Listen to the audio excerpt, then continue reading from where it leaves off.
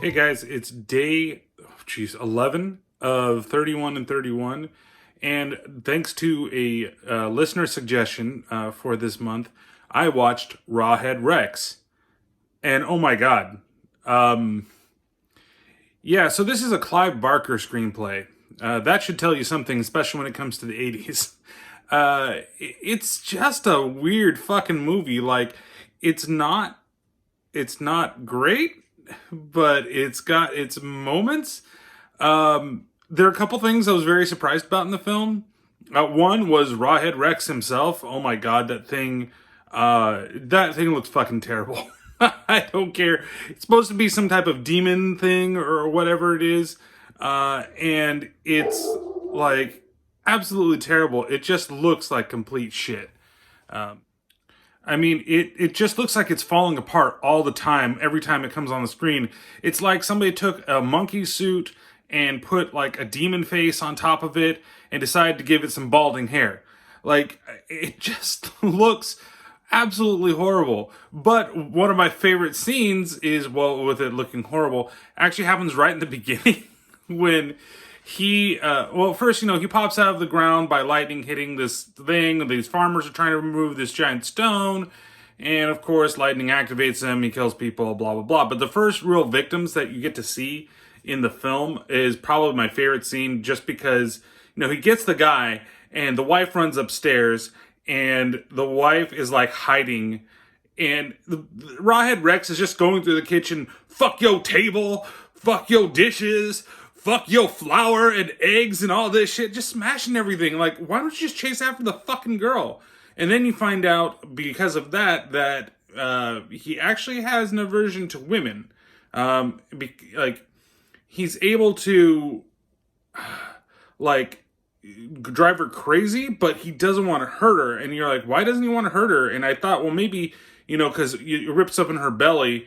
And then, well, not rips open the belly, like he slashes at her and her belly's exposed. And I thought, oh, maybe it's because she's pregnant and like he's doing something to the kid.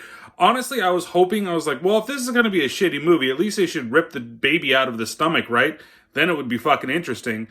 But no, that's not what he does. He just leaves everything. So it's just...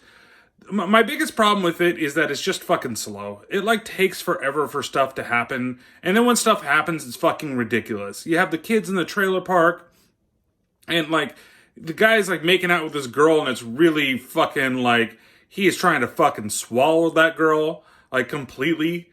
And then he takes her out in the forest and just hey, you know what's a good way to make sure that I get some? Let's go out into this forest and then let's start trying to get some. She's like, I just want to talk to you. Oh, but I'll give it to you anyway.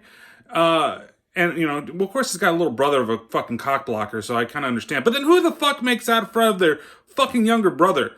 That hardcore, almost to the point. You're just in a fucking trailer park, man. It's just a trailer. I understand that you could have kicked him outside. Maybe he goes and plays in the little fucking merry-go-round thing that you have out there. Maybe I'm thinking more of a drive-in, but fuck it.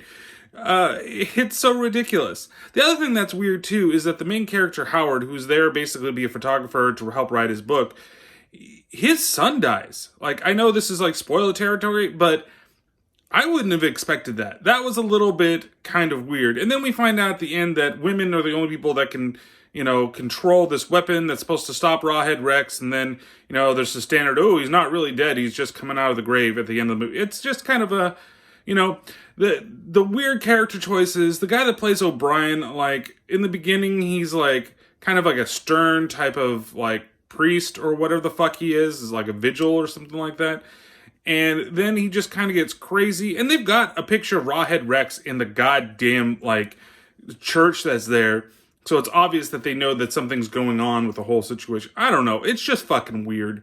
It's a Clive Barker fucking movie. And then supposedly there was going to be a sequel after this, but Clive Barker got involved in Hellraiser, and thank God that he got involved at least in the first Hellraiser, not any of the later ones. But, it's one of those things where this movie had potential and could have been better than what it was.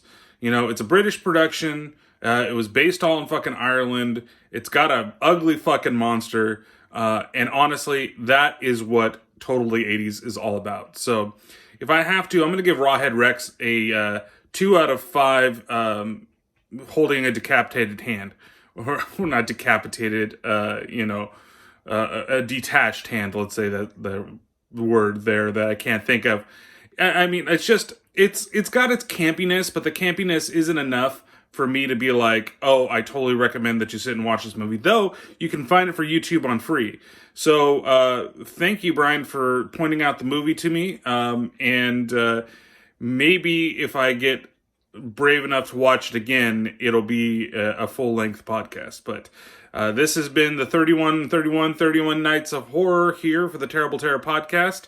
And we've got a couple of fun ones coming up for the next couple days. And we will talk to you then. Later.